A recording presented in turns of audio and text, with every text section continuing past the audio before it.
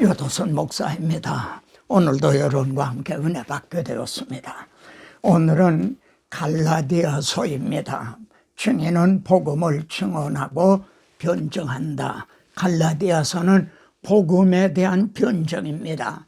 그러므로 우리가 지혜와 계시의 영을 주셔서 이걸 잘 전하고 더 잘 알아듣게 해주시기를 바랍니다.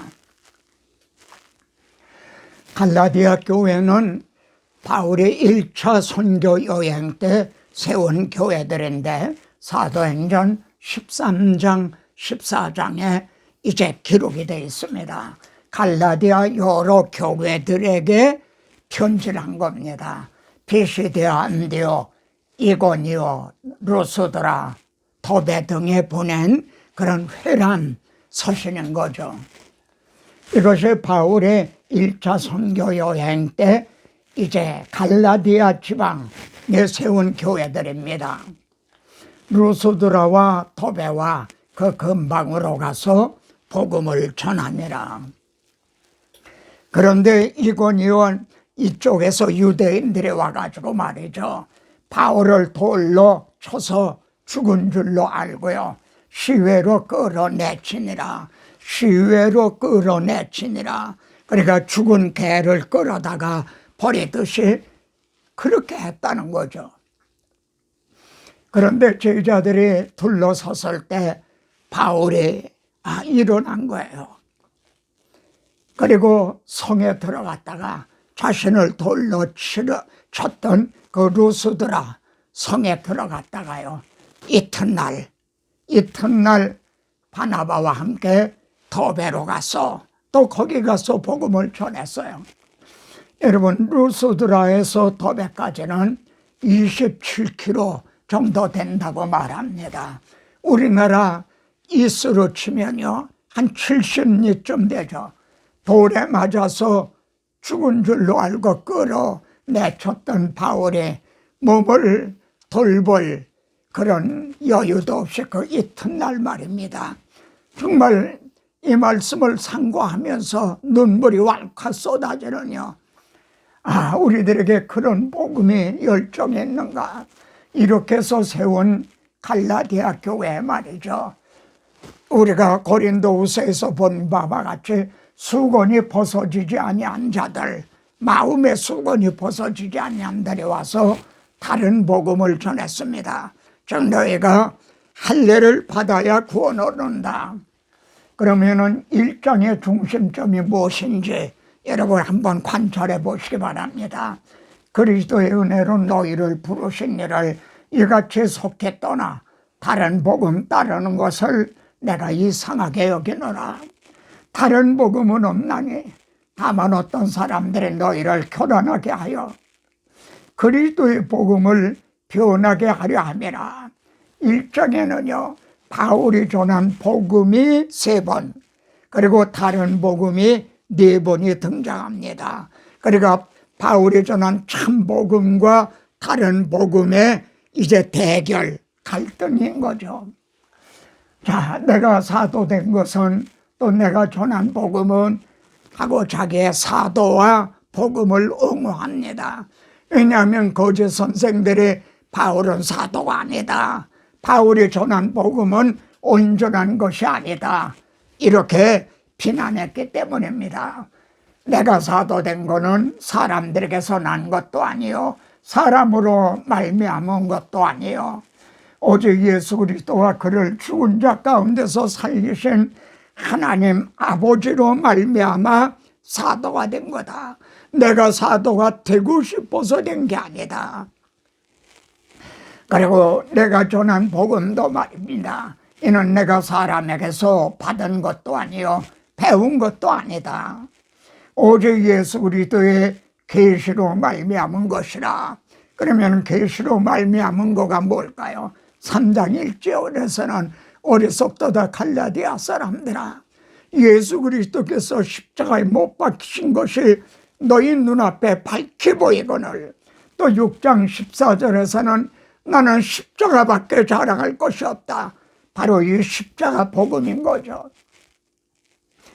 지금도 바울을 공격하는 비난하는 그런 자들이 있습니다. 왜냐하면 바울이 전한 복음을 미워하기 때문입니다. 바울을 미워해서가 아니라 바울이 전한 복음, 그 십자가 복음을 미워하기 때문입니다. 그러면 거짓 교사들이 전한 다른 복음이 무엇인가요? 우리나 혹은 하늘로부터 온 천사라도 사도행전 15장 1절에서 보면 예루살렘에서부터 어떤 사람들이 내려와서 말이죠, 할례를 받지 않으면 구원 얻지 못하리라 이렇게 말했거든요. 그래서 바울은 예루살렘에서부터 온 사람이라 할지라도 이렇게 말하고 싶었지만 그걸 억누르고 하늘로부터 온 천사라도 이렇게 표현을 바꿨던 겁니다. 교회의 편안을 위해서요. 우리가 너희에게 전한 복음 외에 다른 복음을 전하면 저주를 받을지어다. 우리도 마찬가지라는 거죠. 이 유도선 목사도 마찬가지라는 거죠. 형제도 마찬가지라는 거죠. 내가 할례를 받는 각 사람들에게 다시 증거하노니, 이걸 보면 갈라디아 교회들이 할례를 받았던 것 같아요. 할례를 받아야 구원 얻는다? 그는 율법 전체를 행한 의무를 가진 자다. 너희는 할례만 받으면 되느냐? 할례를 말하는 그 율법 전체를 지켜야 된다. 그런데 율법 전체를 행할 수 있는 사람이 있나요?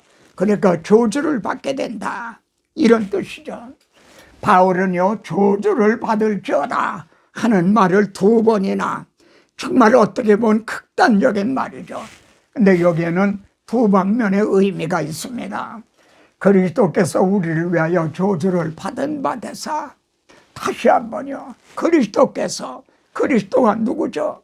주는 그리스도시요 살아계신 하나님의 아들이십니다. 그 하나님이 누구를 위해서요? 우리들을 위해서. 우리가 율법을 행하지 못함으로 저주를 받을 수밖에 없는 우리들을 위하여 그리스도께서 저주를 받은 바 되사, 그래서 우리를 율법의 저주에서 해방시켜 주셨다는 거죠. 그런데 그리스도가 90을 하고 할례를 또 10을 더해야 구원을 얻는다? 이렇게 말하는 자들이 있다? 그리스도의 증인이라면요, 얼마나 변정하게 하며, 얼마나 분하게 하며, 얼마나 두렵게 하며, 얼마나 사모하게 하며, 그래서 너희가 저주를 받으리라 이렇게 말하는 겁니다. 여러분, 이 복음에 대한 말입니다. 정말 이 분함이, 다른 복음에 대한 분함이 없는 것은 복음을 사랑하지 않는다는 그런 뜻이 되는 거죠. 여러분 부모님에 대해서 또 이제 누가 비난하면 가만히 있을 겁니까? 두 번째 의미는요, 율법의 말씀을 시행하지 않은 자는 저주를 받을 것이라. 백성들아 아멘하라. 그러니까 너희들이 율법을 다 행할 수 있느냐? 그러니까 주님이 우리를 위해서 대신 저주받으셨다는 걸 너희가 그걸 부정하고 다른 복음을 전한다면 너희가 저주를 받게 된다. 너희가 저주를 받을 수밖에 없다, 이런 뜻인 거죠. 이 두 방면의 의미. 바울이 말이죠, 그 십자가 복음을 전했어요. 그랬더니 유대인들은 뭐라고 말했냐면, 야, 성경을 좀 똑바로 봐라. 너 이 예수는 하나님 앞에 저주받아 죽었다. 왜냐하면은 기록된 바 나무에 달린 자마다 저주를 받은 자라. 신명기에 분명히 그렇게 기록됐거든요. 그러네. 그리고 당황했나요? 바울은 그렇다. 우리 주님은 하나님 앞에 저주를 받으셨다. 그런데 너는 알아라.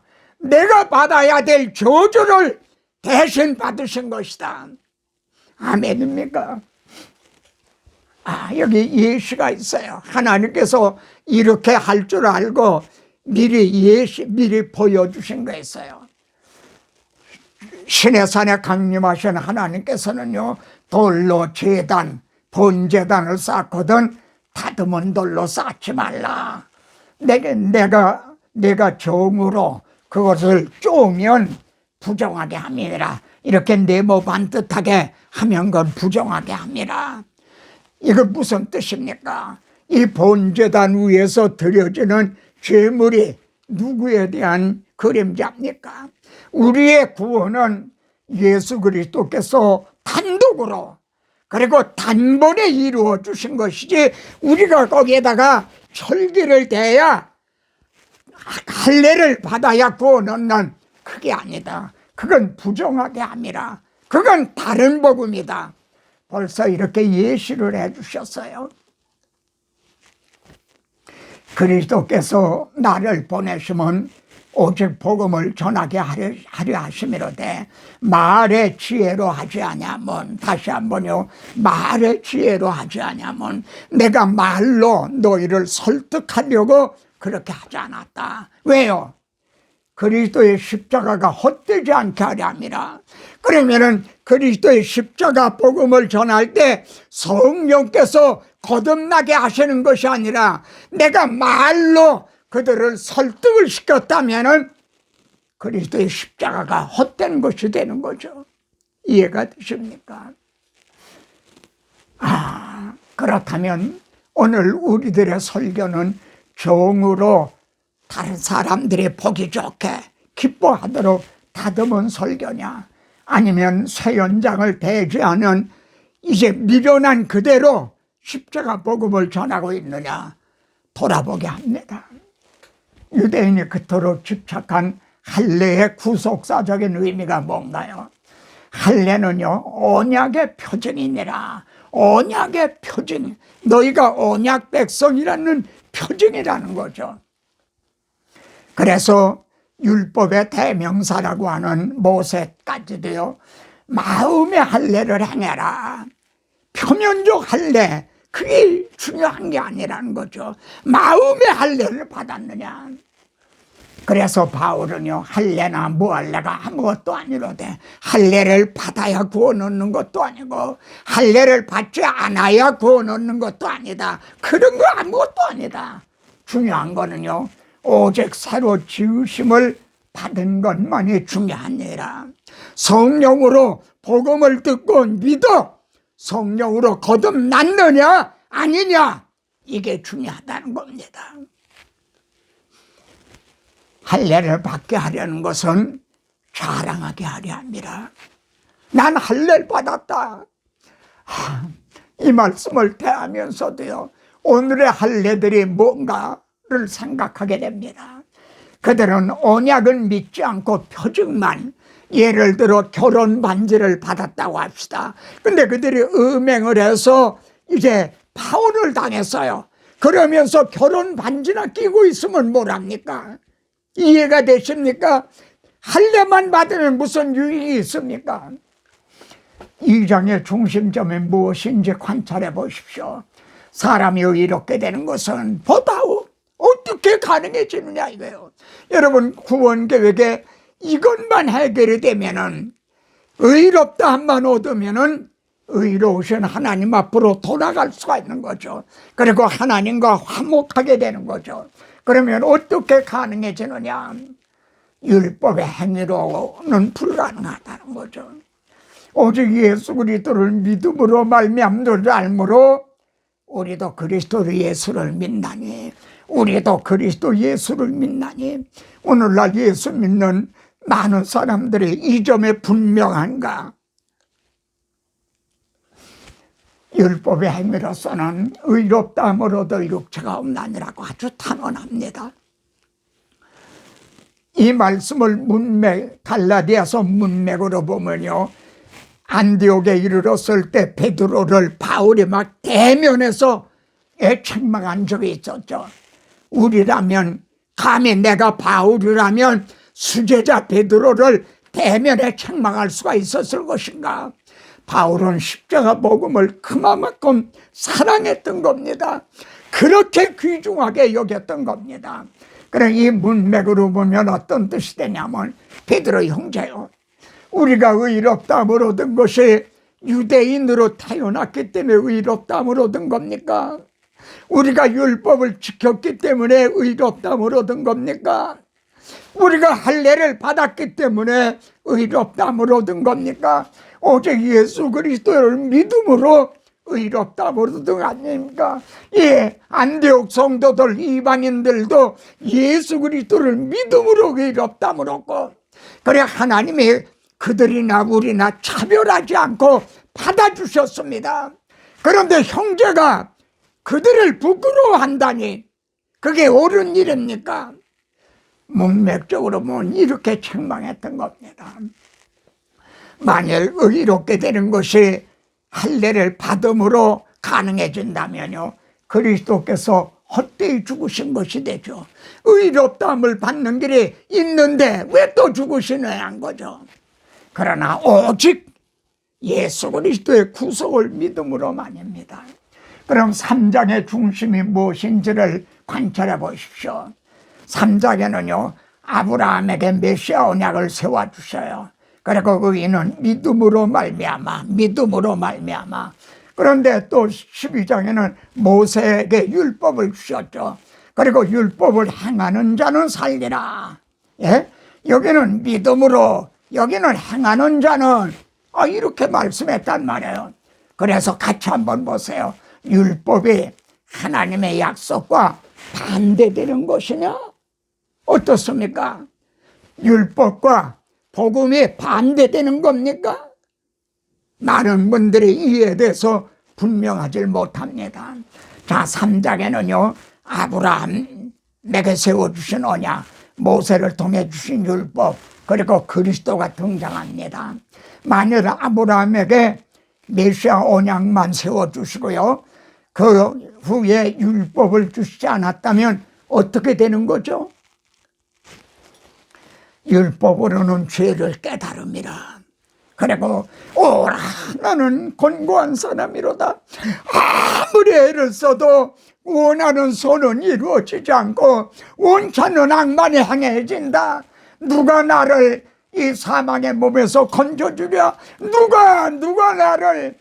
그들에게 말입니다. 이같이 율법이 우리를 그리스도에게로 인도한다는 거죠.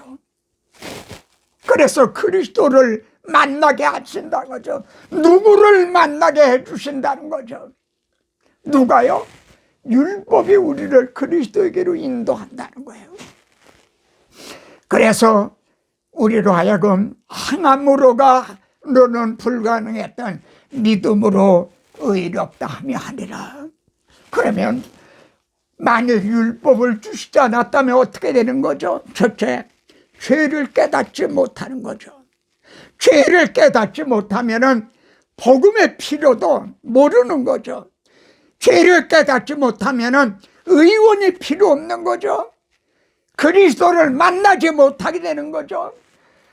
율법을 주시지 않았다면 어떻게 되는 거죠? 극단적으로 말하면 구원을 얻을 수가 없는 거예요. 이해가 되십니까? 만일 율법을 주시지 않았다면 구원을 얻을 수 없다. 놀라운 깨달음이죠. 여기에 또 참 뜻깊은 말씀을 합니다. 믿음이 오기 전에, 믿음이 온 후에 대해서 말해 보십시오. 이게 무슨 뜻이죠? 바울은요, 믿음이 오기 전에 우리는 율법 아래 매인바되고 갇혔었다. 근데 믿음이 온 후로는 그리스도께로 인도하여, 여러분, 믿음이 오기 전이 구약시대고 믿음이 온 후가 복음시대인 거죠. 구약시대에는 행함으로, 그런데 믿음이 온 후에는 믿음으로, 예수 그리스도를 믿음으로 말이죠. 그리고 그러면은 믿는 자에게 주시는 두 가지 축복이 무엇인가? 여러분 말해 보십시오. 오직 예수 그리스도를 믿음으로 의롭다함을 얻는 거죠. 두 번째는요, 너희가 성령을 받은 것이, 즉 거듭난 것이 율법을 행위로냐 혹은 듣고 믿음으로냐. 여러분, 믿음이 오기 전에는 의롭다함을 얻지 못했어요. 예. 그런데 믿음이 온 후에 의롭다함을 얻게 되고 거듭남을 얻게 되었다는 거죠. 그러면 사장의 중심점이 무엇인지 한번 관찰해 보십시오. 너희가 아들이므로 이렇게 말합니다. 하나님의 아들의 영을 우리 마음 가운데 주셨다. 그래서 우리 안에는 하나님의 영, 그리스도의 영, 성령을 모신 거죠. 그래서 아빠 아버지라 부르게 하셨나니라. 형제가 하나님을 아버지 하나님 하고 부를 수 있는 건 형제 안에 아들의 영이 있기 때문입니다. 여러분, 얘가 누군지 압니까? 영국 황태자입니다. 그러면 다른 어린애들하고 얘가 다른 점이 뭡니까? 얘는 왕실에 황태자의 그 씨가 있는 거죠. 그게 다른 거죠. 우리 속에는요, 하나님의 아들의 영이 있는 거예요. 영국 황태자의 영이 아니라. 그래서 여기서 너희가 아들이므로 4장 6절에서는요. 근데 4장 7절에서는 네가 이후로는 종이 아니여 아들이니, 왜 여기는 너희가 하고 복수로 말했다가 여기서는 네가 하고 단수로 말하나요? 이를 기록하는 바울의 그 심정을 헤아려 보게 되는 거죠. 너희가 하면은 넓잖아요. 근데 네가, 이 유튜브를 시청하는 내가 하나님의 아들이다. 네 안에 하나님의 아들의 영이 거하시는 거다. 그러면은 유업을 받을 자니라. 얘가 나중엔 영국 왕이 되겠죠. 예? 유업을 받을 자니라. 탕자의 비유에서 내 것은 다 네 것이오늘 하나님의 영광에 참여하게 된다는 거죠. 8장이 로마서 8장 2절에서 너희를 해방하였습니다. 그런 게 아니라 너를 해방하였습니다. 이렇게 말씀합니다. 4장의 중심점은 우리가 율법 하갈에 낳은 종이냐, 복음 사라가 낳은 아들이냐, 이 점을 말씀하고 있습니다. 5장의 중심점은 무엇인가? 그리스도께서 우리를 자유롭게 하려고 자유를 주셨다. 자유를 주셨다는 거죠. 그러므로 굳게 서서 다시는 종의 멍에를 매지 말아라. 이들은 율법이라는 할례라는 멍에를 또 매일 누리는 거죠. 그런데요, 5장 13절에서는 형제들아, 너희가 자유를 위하여 부르심을 입었다. 너희는 영적으로 자유다. 영적 출애굽을 했다. 그러나 그 자유로 육체의 기회를 삼지 말고 난 자유하기 때문에 아무렇게 해도 괜찮다. 그러는 자들이 있다는 거죠. 오직 사랑으로 서로 종노릇 해라. 이것이 5장의 중심적입니다. 종의 이제 율법의 종노릇이냐, 사랑의 종노릇이냐. 6장의 중심점은 무엇인지, 여기에 갈라디아서 5장 19절에는 육체의 일이 있고요, 22절에는 성령의 열매가 있어요. 육체를 위하여 심는 자는, 육체를 위하여 심는 자는 즉 성령님과 동력을 하는 것이 아니라 육체로부터 썩어질 것을 거두고, 그건 육체의 일이라는 거죠. 하나님의 인정을 받지 못하는 거예요. 성령을 위하여 심는 자는, 성령님과 함께 동력을 하는 자는 성령으로부터 영생을 거둔다. 여기는 썩어질 것을 거둔다는 거죠. 근데 여기 영생을 거둔다는 거죠. 이게 성령의 열매인 거죠. 성도들이 다 영생에 참여하게 되는 거는 성령의 열매인 거죠. 근데 이게 사람을 기쁘게 하고 사람에게 좋게 하고 그렇게 된다면 육체를 위하여 심는 거죠. 우리가 선을 행하되 낙심하지 말자니. 여러분, 복음을 증언하는 건 좁은 길입니다. 정말 고난의 길인 겁니다. 그러나 포기하지 아니하면 때가 이름에 거두리라. 포기하지 마십시오. 고린도전서 3장 12절에는요 금이나 은이나 보석으로 세우느냐, 나무나 풀이나 짚으로 세우느냐, 이런 말씀이 나오죠. 육체를 위해 심는 자냐, 성령을 위하여 심는 자냐. 자, 이제 말씀을 정리하고 마치려고 합니다. 형제가 그리스도의 증인입니까? 분명합니까? 그러면 복음을 전하십시오. 그리고 복음을 전하는 것만이 아니라 복음을 보수하고 변증하는 자입니다. 바울은 지금 그렇게 하고 있는 겁니다. 나는 선한 싸움을 싸우고 믿음을 지켰다. 바울이 내가 선한 싸움을 싸웠다는 건 불신자들에게 복음을 전하면서 고난받은 그것도 포함이 되죠. 그러나 이 목회 서신의 문맥으로 보면 다른 복음을 전하려는 자들과 대항을 해서 나는 복음을 지켰다, 복음을 보수했다, 복음을 변증했다, 이게 선한 싸움이었던 겁니다. 그래서 나는 믿음을 지켰다. 오늘날도 많은 사람들의 믿음의 변질이 되고 파손하는 걸 보게 됩니다. 그래서 디모데보고도 너도 믿음의 선한 싸움을 싸우라. 그래서 영생을 빼앗기지 말아라.